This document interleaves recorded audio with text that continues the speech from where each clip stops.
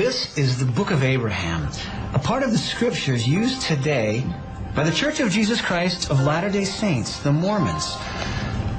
But where did this book come from?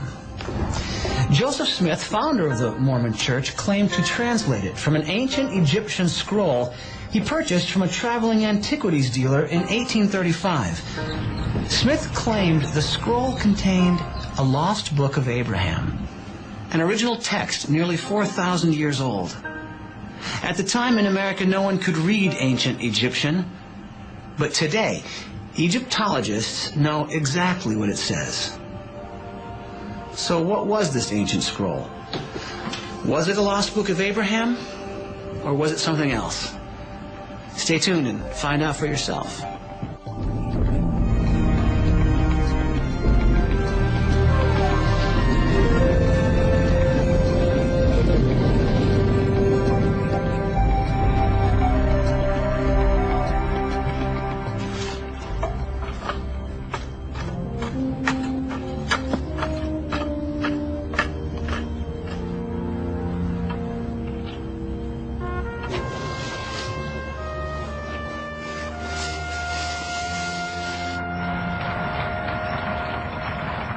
Imagine yourself here in Kirtland, Ohio in 1835. You're in the Western Reserve. The people are farmers, blacksmiths, and millers, and about 25% are part of a fledgling community known as the Church of Jesus Christ of Latter-day Saints, the Mormons. Joseph Smith and his followers came to Kirtland in early 1831. And though the people are poor, they've begun construction on an elaborate new temple. Joseph was a young man, but he was able to inspire people, generate enthusiasm, and raise money. The temple was expensive and took a great sacrifice on the part of the people to build. But now Joseph needs to raise some more money. And what he wants to buy may surprise you.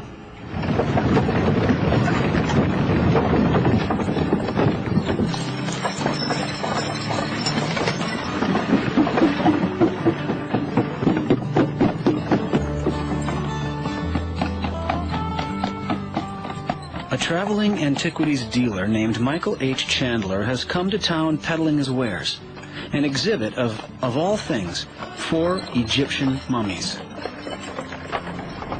It was a spectacle.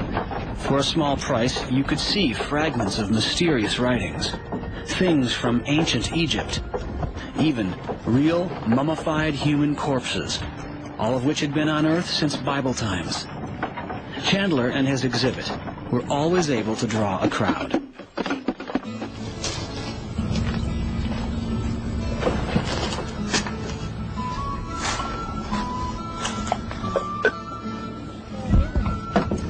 The 4 mummies were the main drawing card, but several prominent Brethren of the Mormon Church became even more intrigued by the scrolls with mysterious ancient writing, Egyptian writing.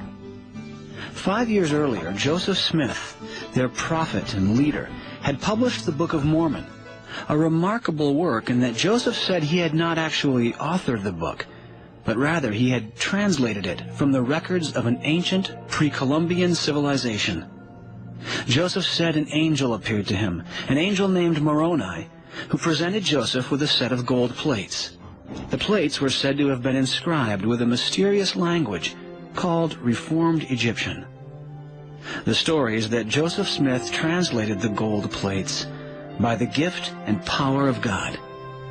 But Joseph said he was required to return the plates to the angel after completing his translation, so they are not available for independent examination.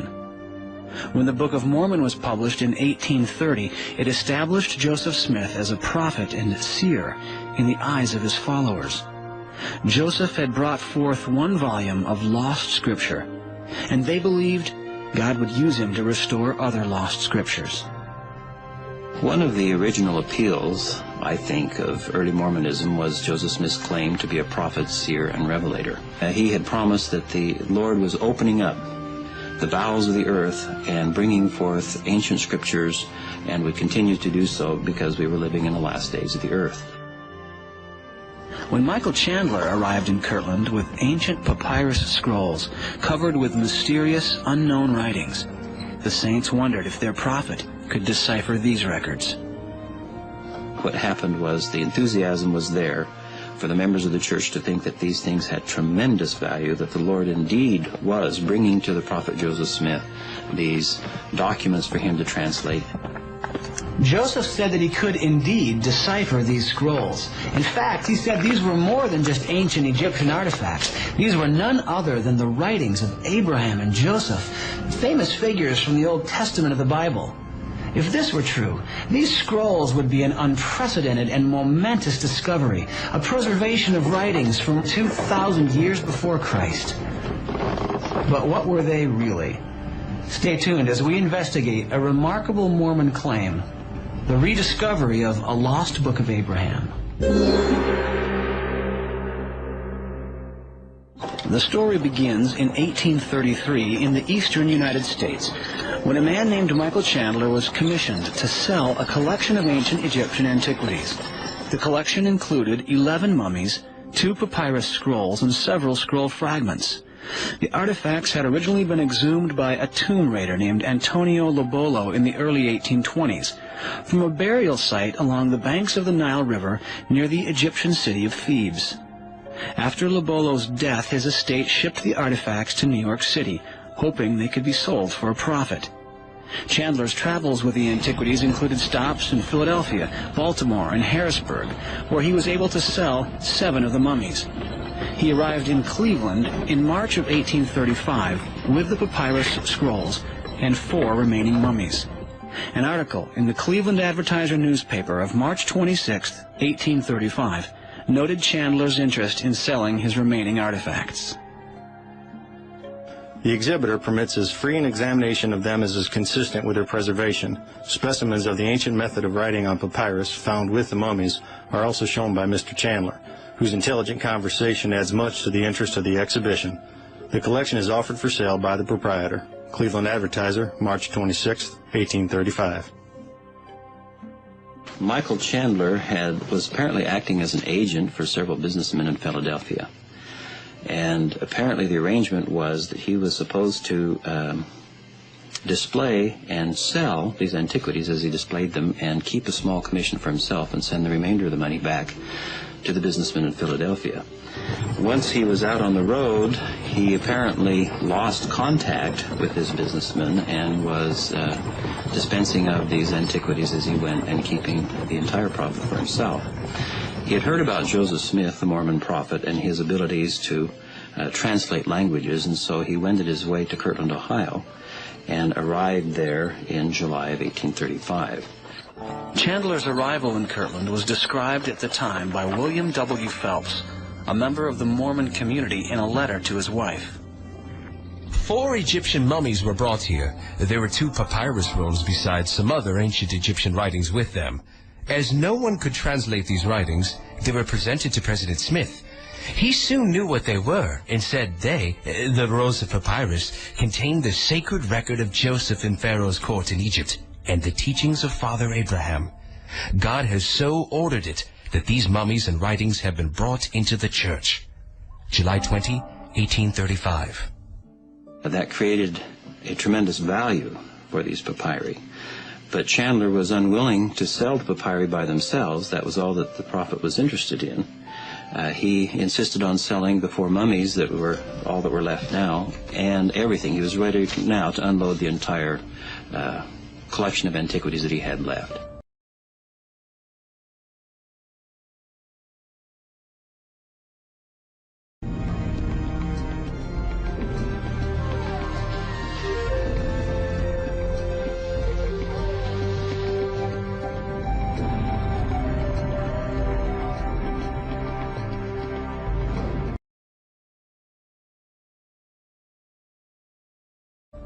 Remember, this is a movement that is sort of the religion of the book squared, because not only is it the religion of the book in the Old and New Testament, but the Book of Mormon as well. So there has to be a real concern about texts.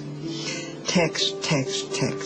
And so text would appear even to the ordinary citizen of Kirtland, I would think, as much more critical than the mummies. His selling price was $2,400, which was an extreme sum in those days. Smith didn't have it, but since these were such valuable documents, Smith used two other people to invest sums of money, and they did, and Chandler sold these antiquities to Joseph Smith, and that's how he came into possession of them. Joseph Smith said that to properly translate these scrolls would take some time, but that a few of the Egyptian characters were recognizable to him immediately, and he translated these for Chandler. Chandler thanked him profusely and supplied an affidavit endorsing Smith's scholarship. This is to make known to all who may be desirous concerning the knowledge of Mr. Joseph Smith in deciphering the ancient Egyptian hieroglyphic characters in my possession, which I have in many eminent cities showed to the most learned.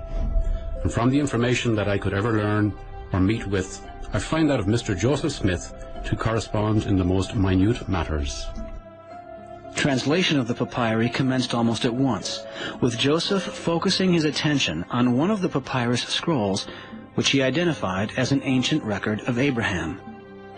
I have commenced the translation of some of the characters, or hieroglyphics, and much to our joy have found that one of the rolls contained the writings of Abraham, another with the writings of Joseph of Egypt, a more full account of which will appear in its place, as I proceed to examine or unfold them. Truly we can say, the Lord is beginning to reveal the abundance of peace and truth. July 5, 1835. It was a remarkable claim. Could these papyri actually be the writings of Abraham, the patriarchal father of the Jewish, Christian, and Islamic religions? Did Joseph Smith really have the ability or inspiration to translate ancient Egyptian? And could these scrolls be what Joseph Smith claimed they were?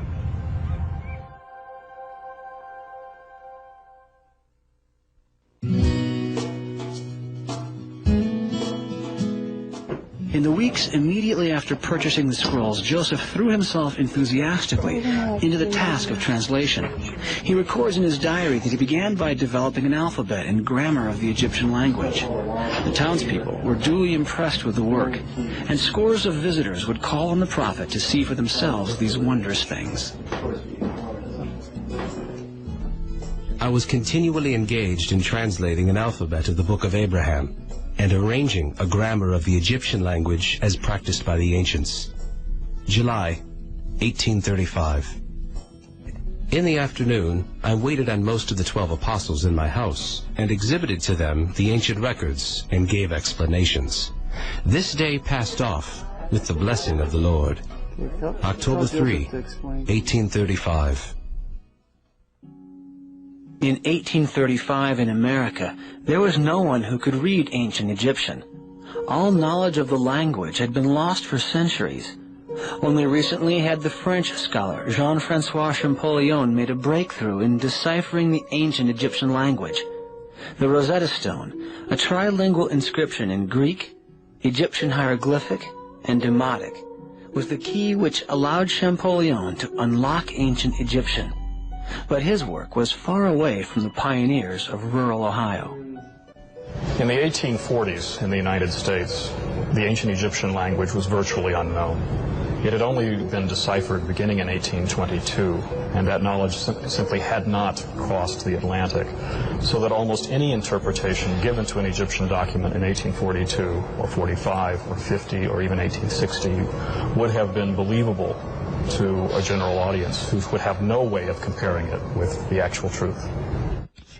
But in his diary, Joseph Smith confidently records doing what no scholar in America in his day could do, translating ancient Egyptian scrolls.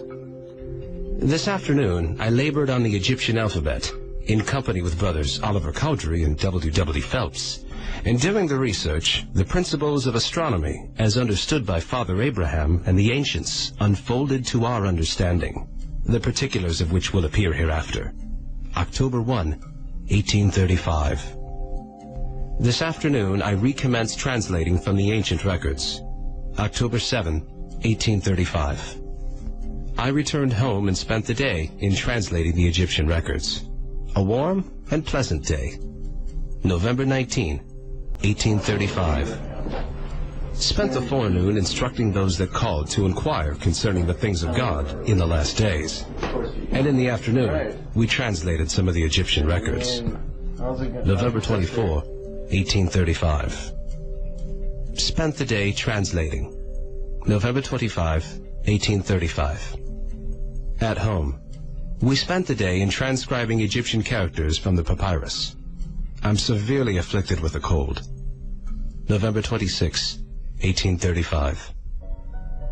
Joseph Smith, in his diary of July 1835, talked specifically about translating characters or hieroglyphics and finding that it was about, one was about Abraham and one was about Joseph. So there was a book of Abraham and there's a book of Joseph. He, with a couple of his scribes, began working on an alphabet and grammar of the Egyptian language. And we have documents, some of which, or one of which, was written by Joseph Smith himself, with some additions by Oliver Cowdery, and another one in the handwriting of William W. Phelpson. And then we have, in addition, some remarks made, or small additions made, in the handwriting of Warren Parrish.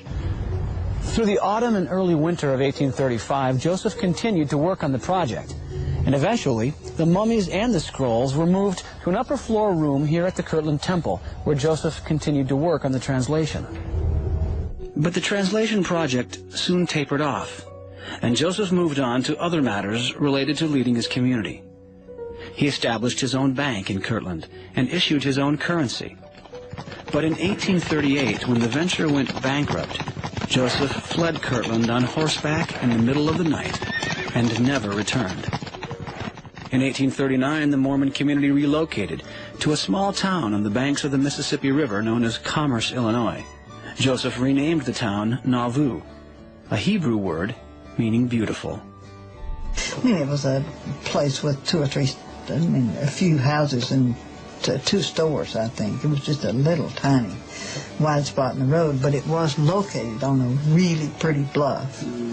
There were, maybe 20 people there, 25, 30, and it became the largest town in Illinois within 5 years. In Nauvoo, Joseph would achieve his greatest fame. He was the mayor of the town and had his own militia of nearly 3,000 men. At the time, the U.S. military totaled less than 9,000. And there was even a movement underway to nominate Joseph for the presidency of the United States.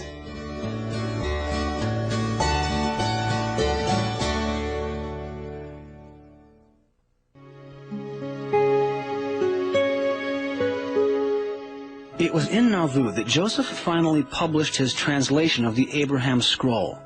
It first appeared in 1842 in 3 installments of a Mormon newspaper called The Times and Seasons.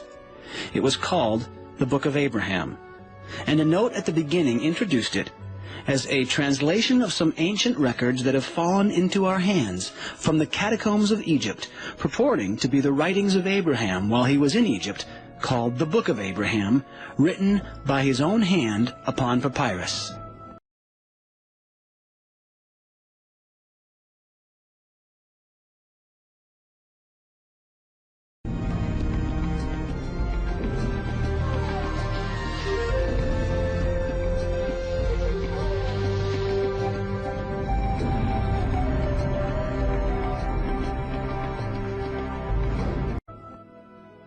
Today, the Book of Abraham is included in a volume of Mormon scripture called the Pearl of Great Price.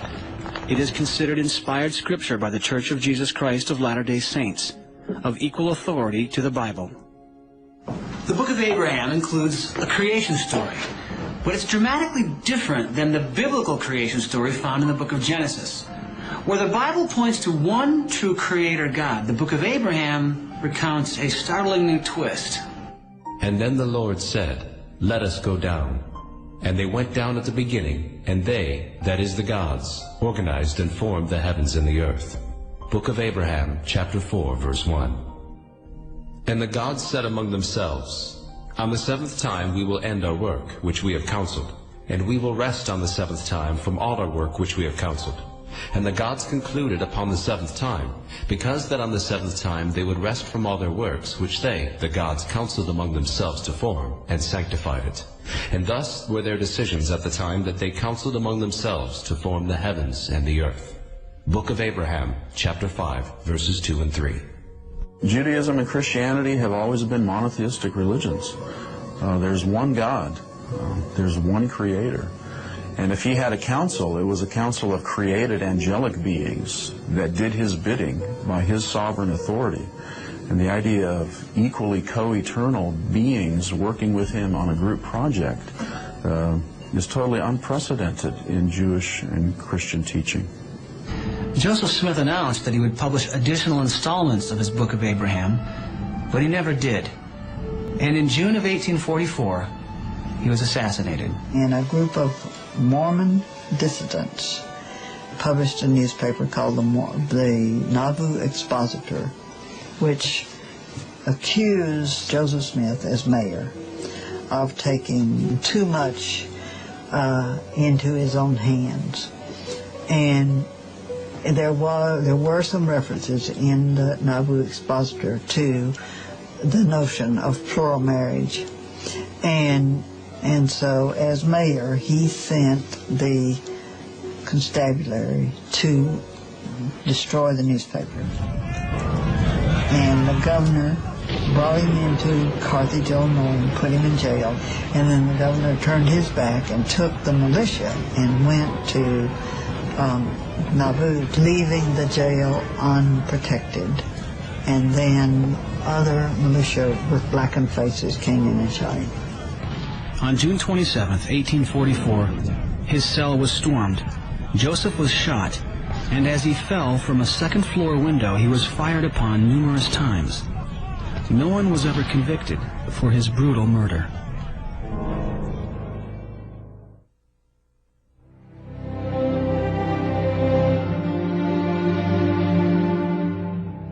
In 1846, under the leadership of Brigham Young, the Mormons made their historic trek from Nauvoo to the Great Salt Lake Valley.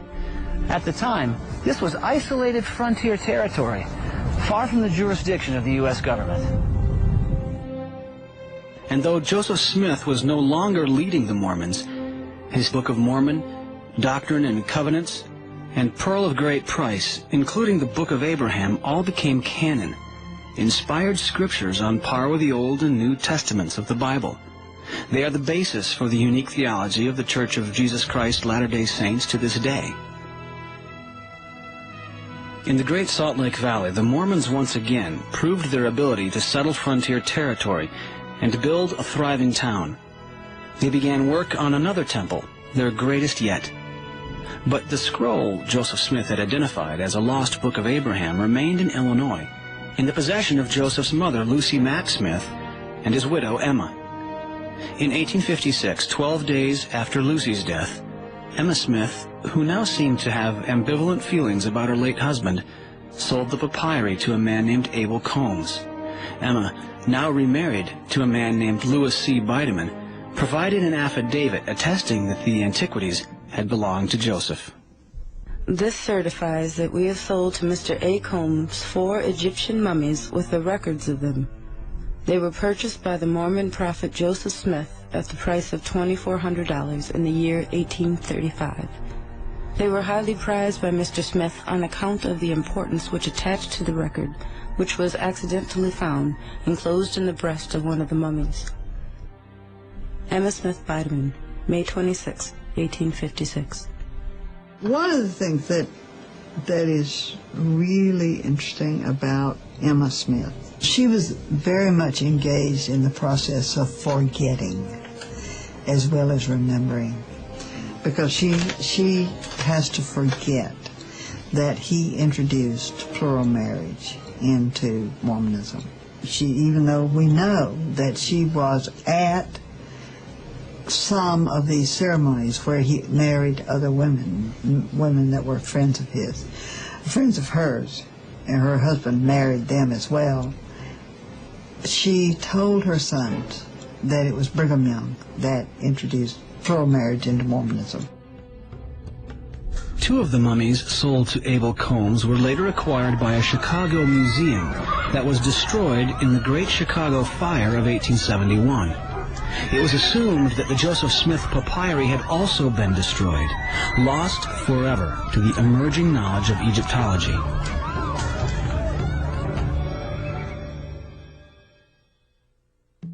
From early on, non-Mormons were dubious of Joseph's claim to have recovered a book written by Abraham 2,000 years before Christ and lost for nearly 4,000 years. A man named William West, who visited the Mormons in Kirtland and viewed Joseph Smith's Egyptian scrolls, expressed his doubts in an 1837 pamphlet. Is it possible that a record written by Abraham containing the most important revelations that God ever gave to man should be entirely lost by the tenacious Israelites and preserved by the unbelieving Egyptians, and by them embalmed and deposited in the catacombs with an Egyptian priest? I venture to say no. It is not possible. It is more likely that the records are Egyptian. In 1859, a French Egyptologist named Théodule de Verrier provided the first scholarly evaluation of the Book of Abraham. The focus of de Verrier's critique was 3 illustrations, or facsimiles, that Joseph Smith copied from the Egyptian scrolls and published as part of his Book of Abraham. Below each of the facsimiles, Joseph provided his explanations of their meanings. According to Joseph, facsimile 1 depicts an idolatrous priest about to slay Abraham on an altar. The scene is specifically referred to in the text of the book itself.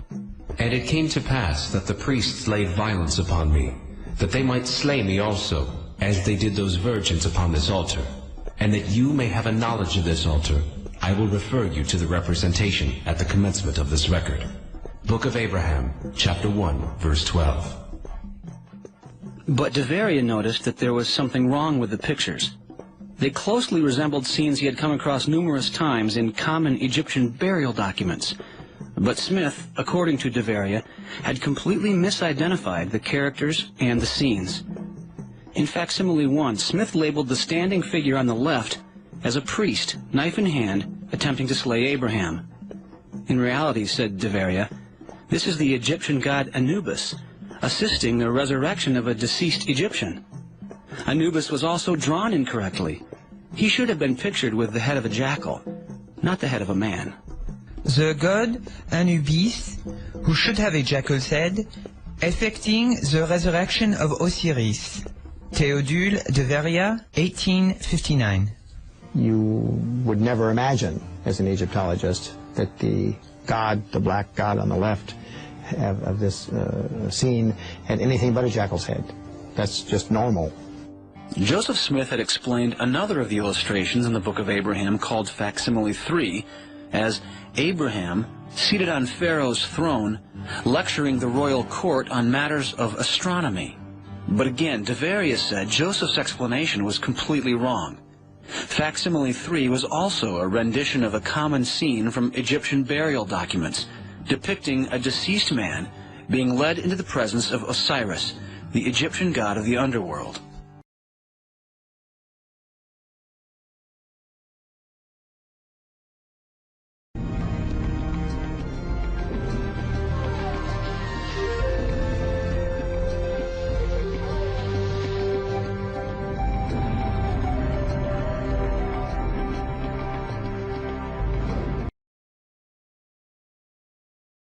The deceased led by Mat into the presence of Osiris. His name is Horus, as may be seen in the prayer which is addressed to the divinities of the 4 cardinal points. Théodule de Verrier, 1859. Joseph said the characters above the man's hand identify him as Shulam. In actuality, the hieroglyphics give his name, Horus. There is no mention of Shulam at all. De Verrier's initial analysis of facsimile 3 is accurate. It is the result of the judgment scene in which the deceased Horus is being brought into the presence of Osiris. In the year 1912, Franklin S. Spaulding, the Episcopal Bishop of Utah, brought a new round of scrutiny to the Book of Abraham when he asked 8 noted scholars of Egyptology to evaluate the 3 facsimiles. To a man, they agreed that Joseph's explanations were erroneous. It is difficult to deal seriously with Joseph Smith's imputed fraud. Smith has turned the goddess Isis into a king, and Osiris into Abraham. A.H. Sayce, Oxford University. These 3 facsimiles of Egyptian documents in the Pearl of Great Price depict the most common objects in the mortuary religion of Egypt. Joseph Smith's interpretation of them as part of a unique revelation through Abraham, therefore, very clearly demonstrates that he was totally unacquainted with the significance of these documents and absolutely ignorant of the simplest facts of Egyptian writing and civilization. Dr. James H. Breasted, University of Chicago. The Egyptian papyrus, which Smith declared to be the Book of Abraham and translated or explained in his fantastical way, and of which 3 specimens are published in the Pearl of Great Price, are parts of the well-known Book of the Dead. And although the reproductions are very bad, one can easily recognize these familiar scenes. Dr. Eduard Meyer, University of Berlin. The New York Times took note of Spaulding's findings and issued a blistering 2-page exposé on the Book of Abraham in its December 29, 1912 edition. The Mormon Church could not remain silent in the face of this withering attack on the credibility of Joseph Smith and the Book of Abraham. It offered assurances to the faithful in a 1913 article in its monthly magazine, The Improvement Era. The author, Professor John Henry Evans, argued that it wasn't fair to judge the credibility of Joseph's book by only reviewing the reproduced facsimiles. Evans insisted that to do any reasonable critique would require access to the original documents themselves. Now, as a matter of fact, the hieroglyphics submitted to the scholars constitute less than 1/7 of the Book of Abraham, and that only an accompaniment of the text. The question therefore becomes, is anyone justified in drawing a conclusion respecting an entire manuscript from a statement which was made with respect to only a very small part of that manuscript, before they would be warranted in saying that the entire Book of Abraham was not properly translated? They would have to examine the original papyrus, or a copy of it. John Henry Evans, Improvement Era, February 1913. But the original Joseph Smith papyri were gone, almost surely destroyed in the Great Chicago Fire of 1871. Or were they?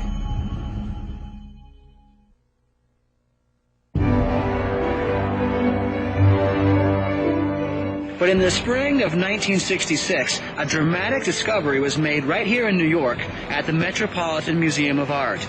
Dr. Aziz Atiyah, a professor of Arabic Studies from the University of Utah, was here doing research when he was approached by the curator of the museum's Department of Egyptian Antiquities, Dr. Henry G. Fisher. Fisher made a startling announcement. The museum had in its archives 11 papyrus fragments that had once belonged to Joseph Smith. Fisher didn't know how the Mormon church leaders would respond to this news, and he was looking for an intermediary. He wondered if Dr. Atiyah, a respected non-Mormon from Salt Lake City, could ask the Mormon church leaders if they would be interested in acquiring the papyri. Negotiations between the Metropolitan Museum and the Mormon Church proceeded, and on November 27, 1967, the museum presented the ancient scrolls to the church. An article in the Deseret News of Salt Lake City announced the gift of 11 papyrus fragments, long believed to have been destroyed in the Chicago Fire of 1871. With the papyri was the original 1856 letter signed by the Mormon prophet's widow, Emma Smith, certifying that the documents had belonged to Joseph Smith. But did these 11 papyrus fragments include the scroll Joseph identified as a lost book of Abraham? If so, there would finally be an opportunity to vindicate his miraculous claim of discovering and translating a document from the father of Judaism, Christianity, and Islam. Of course, there was also the possibility of undermining that claim. The saints waited expectantly and held their breath.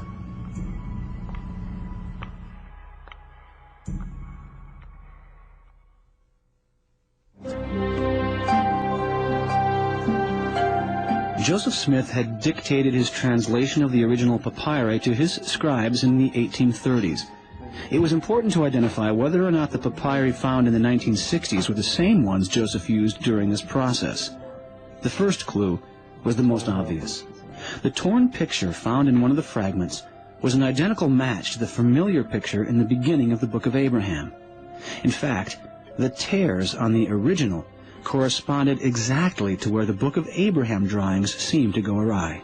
When you have the modern state of the papyrus today in front of you today, or the photographs of it or whatever, and you compare it with the facsimile number 1, you can see that where facsimile number 1 starts to become un-Egyptological, or unexpected from an Egyptological point of view, is pretty much along the line of the present break or destruction of the papyrus. So there's every reason from that point of view to believe that the present condition of the papyrus itself is as it was in the time of Joseph Smith.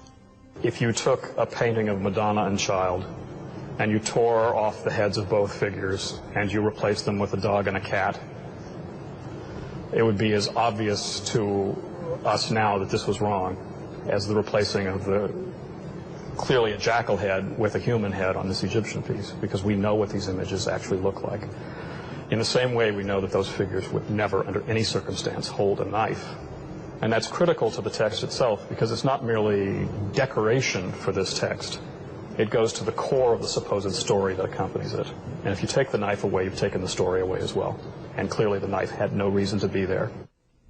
The Book of Abraham itself mentions that this scene appeared at the commencement of the record. In other words, at the beginning of the scroll. Egyptian reads from right to left. And Joseph Smith, who was at the time studying Hebrew, which also reads from right to left, must have surmised this. It seems certain that this piece was the beginning of the scroll used by Joseph Smith. Then another discovery. A sequence of characters on a second piece of papyrus matched exactly a string of characters written in the left column of the translation manuscripts. It appeared that at Joseph's direction, his scribes copied these characters from the papyrus one by one. Joseph then dictated the meaning or translation of each one, often whole paragraphs from a single hieratic character.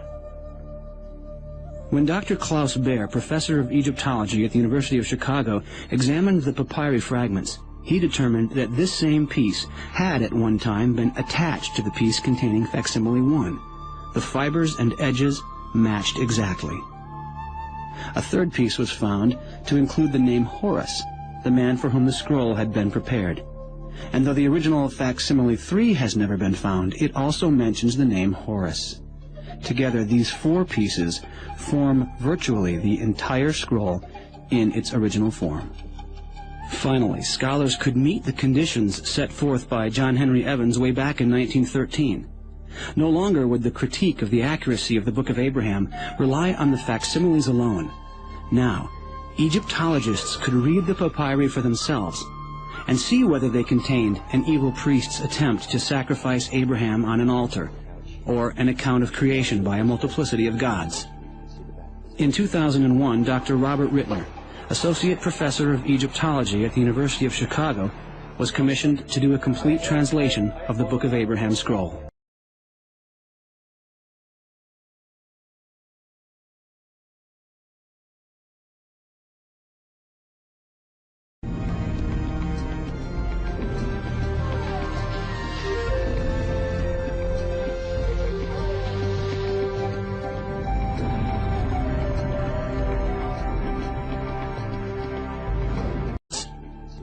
In 2001, Dr. Robert Rittler, Associate Professor of Egyptology at the University of Chicago, was commissioned to do a complete translation of the Book of Abraham scroll.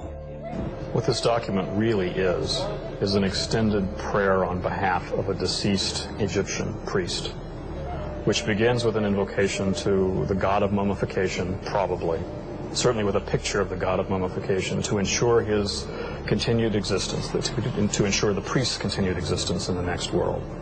And then it's followed up by a series of statements where, O deified Horus, may you walk as you had done in life. May your ears function, may your eyes function, may the gods receive you. long series of invocations on this, essentially ensuring that this dead priest is able to function in death as he had in life, but now as part of a company of the ancient Egyptian gods. Abraham is not mentioned once. From the evidence that we have today, it's quite safe to say that Joseph Smith did not have the Book of Abraham or the Book of Joseph in front of him in the form of these papyri, because they bear no relationship to those, to the contents of the stories or to his translation.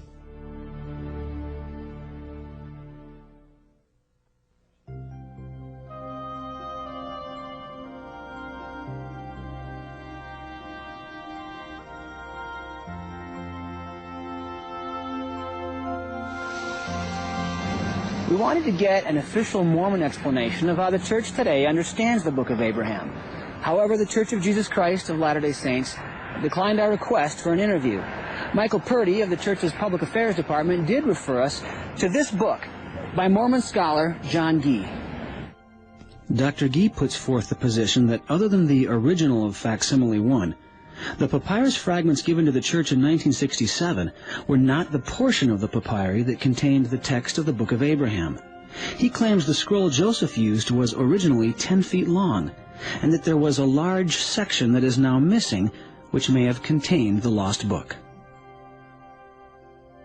There's certainly no reason that this particular Book of Breathing scroll should be expanded much beyond the surviving length. I've now read the entire document from the beginning to the end and made out what one could make out on the poor copy of the final vignette. The most that is missing from this text is simply 2 columns worth of Egyptian hieratic and possibly a small vignette. But other than that, there would be nothing more that would inflate its length much beyond its current size. It is both unprecedented and unreasonable to assume that an intrusive text about a completely different matter, a narrative history of Abraham and his descendants, would have been inserted into a document whose beginning, middle, and end is devoted specifically to the resurrection of an Egyptian priest. It would disrupt the document. It would have nothing to do with its content. It would be unprecedented. No other document would have such a thing. And the narrative style of the Book of Abraham does not correspond to Egyptian verbiage. It's not the kind of thing Egyptians would say. They wouldn't say it in that way. And it certainly would never appear in such a context as this. It couldn't possibly be more out of place. Another Mormon scholar, Michael D. Rhodes of Brigham Young University, writing in the Encyclopedia of Mormonism, argues that Joseph Smith may have received the Book of Abraham by direct revelation from God, and only used the papyri to illustrate what he learned from revelation. Rhodes writes, "When studying the Egyptian papyri purchased from Michael Chandler, Joseph Smith sought revelation from the Lord concerning them, and received in that process the Book of Abraham. He might then have searched through the papyri in his possession to find illustrations similar to those he had learned by revelation." Nowadays, it's kind of popular to say, well, Joseph Smith didn't claim to be translating. He just saw these illustrations and then was inspired with the text of the Book of Abraham. But it doesn't say in Joseph Smith's diary, kept at the time, that he was looking at the pictures or the illustrations and then was inspired to give a story that we now know as the Book of Abraham, but rather that he was translating these characters. This afternoon, I labored on the Egyptian alphabet in company with others. This afternoon, I recommenced translating from the ancient records. I returned home and spent the day in translating the Egyptian records. And in the afternoon, we translated some of the Egyptian records. And it seems clear that he said, and it doesn't just seem clear, it is clear from this statement that he was making the translation from characters or hieroglyphics.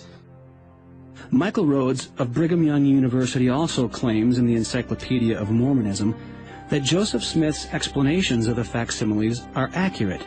Quote, "The prophet's explanations of each of the facsimiles accord with present understanding of Egyptian religious practices." I want to be absolutely clear on this. There simply is no justification for the kind of interpretations that appear in Facsimile 1 or Facsimile 3. They are wrong with regard to the hieroglyphs. They are wrong with regard to the gender. They are wrong with regard to the understanding of what the scene actually represents. And where they are used in the body of the text, they are wrong there as well. In short, there is no historical validity for the interpretations in that book. None whatsoever. You cannot find outside discussion of this particular set of facsimiles any Egyptologist who would be discussing it in this way. But the thing about that's interesting is none of those theories in the church existed. No one ever talked about them. No one ever even thought about them until after, that is the post-November 1967 time period, and where people are coming up with new explanations. When one looks at the evidence simply with common sense, it becomes clear that Joseph Smith claimed that he was translating from these documents. But in fact, there's no correlation between his Book of Abraham and these ancient documents. And therefore, it simply can't be a translation. All of the other explanations have grown up in order to sort of put the finger in the dike, as it were, to prevent the dike from breaking. But the clear evidence is that Joseph Smith did not translate this document. It's not a document from antiquity.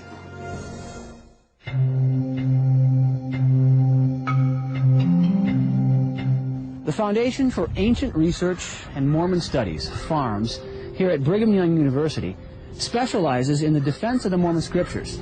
We wanted to interview their experts about the Book of Abraham, but they did not respond to our repeated requests for an interview. Since we couldn't get an official response from the Mormon Church leadership, we went to find out how rank-and-file members of the church feel about the Book of Abraham today. The Book of Abraham makes no illusions that it's some kind of allegorical scripture. It clearly states that it is written from Abraham, by Abraham, and in the perspective of Abraham's life and times. From what I understand, the Book of Abraham is writings written by the prophet Abraham in his time, and that it was recovered by Joseph Smith and then later translated. That's how I interpret it. That's how I believe it to be, that Joseph Smith, called as a prophet when he was instructed to translate. And in this case, the Book of Abraham were, direct words from Abraham, translated by the prophet Joseph Smith, so that we could gain knowledge that we didn't previously have. The Book of Abraham, we believe, is the story of Abraham. Again, just a few chapters, only 5 chapters, which, interestingly enough, although it shares some insights about Abraham, it actually is the only source in all 4 of the standard works that really delves into some key doctrines that become pivotal to the LDS faith. Chief of these is the concept of the preexistence and the nature of man and our relationship to God. Many of these things, of course, are hinted at in other of the standard works, but I would say the Book of Abraham nails it the best and makes it the clearest and is most easily understood. I know that there is a lot of evidence both ways, that can go both ways, as there is about a lot of things about cancer research. This causes cancer, this doesn't. And I know that it can be confusing. But I think that what it boils down to is asking God for yourself and praying about it and studying it out, because that's what Heavenly Father wants us to do, is not merely for us to ask, but to study it out and to work and show Him that we really want to know.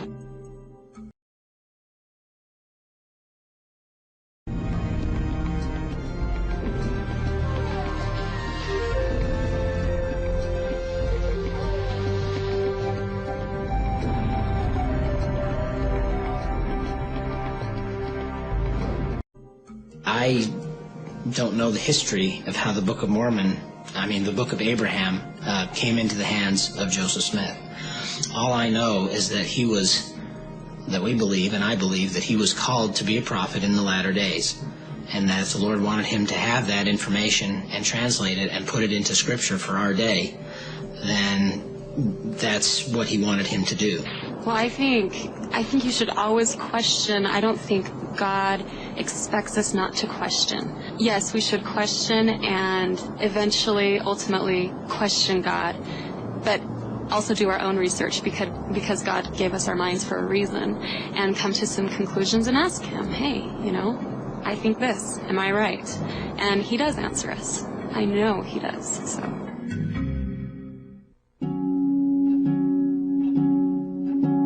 In the end, the question persists. Does all this really matter? Should a non-Mormon have the right to question the church on issues of doctrine or scholastic integrity? What Mormonism is trying to teach us is, if it were true, it's so important that we check the truth of those claims against the historical documents that are the basis for those claims. Central to Mormonism's religious claims is the claim that Joseph Smith was a true prophet of God. If that follows, then everything he says must be true. If that falls, then nothing that he says necessarily is true. Now that the veracity of his claims about what those documents say is widely questioned even within the Mormon community, we have legitimate questions to raise with Mormon scholars about their new spin on what was going on with the Book of Abraham. In the face of this mountain of evidence, how are faithful Mormons to stand? How does one reconcile the words of the prophet with the evidence of history? At least for some Mormons, these discoveries raise troublesome questions. Yeah, my view used to be just like the regular members of the church, that this is a record of Abraham, just like it's published in the Pearl of Great Price. And when the papyri was turned over to the church in 1967, I was pretty well satisfied with this is the actual papyrus that Joseph Smith used. The publication of it confirmed that.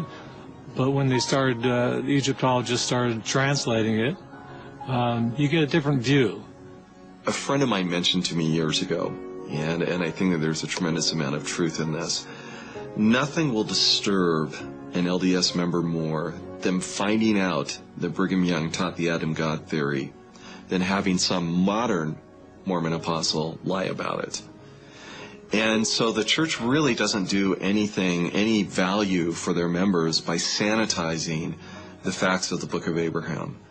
I think that we are in a unique position today where we have a tremendous amount of understanding, Egyptological resources, etc., that we can go to for understanding these manuscripts. When it comes right down to it, the real question is, are the truth claims, the claims that Mormons make about God, about human beings, and how a human being can be right with God, are those claims credible? Are they the kinds of things that we ought to bet our lives on?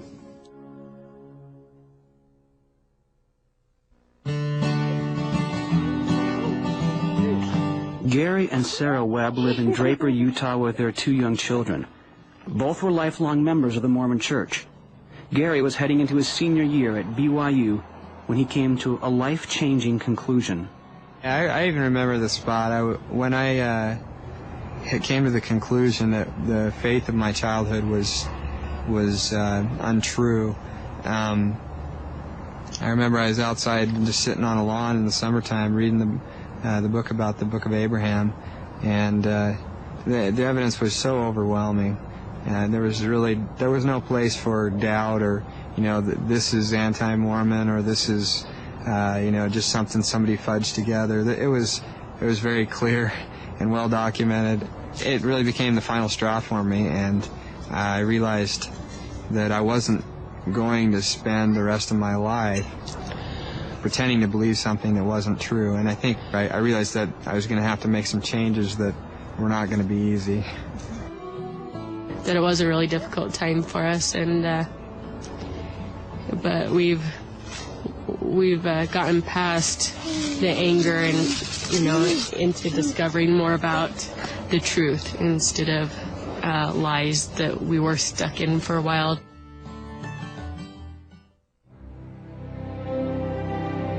While Gary and Sarah have left the Mormon Church, they have not left faith altogether. Yeah, Sarah and I have some friends who have left the LDS Church and have basically given up any faith that they have at all in any kind of belief in God. And that's kind of sad for us, because although it's easy to understand, because once you put your faith and trust in something for so long, and then you find out that you know, that your beliefs are not verified, but rather that they're unfounded, it can make it difficult to trust again. And that's kind of like throwing out the baby with the bathwater and saying, well, if the LDS Church isn't true, then you know, the Bible isn't true, and there's no Jesus Christ and no God, and all these things are not one and the same. So.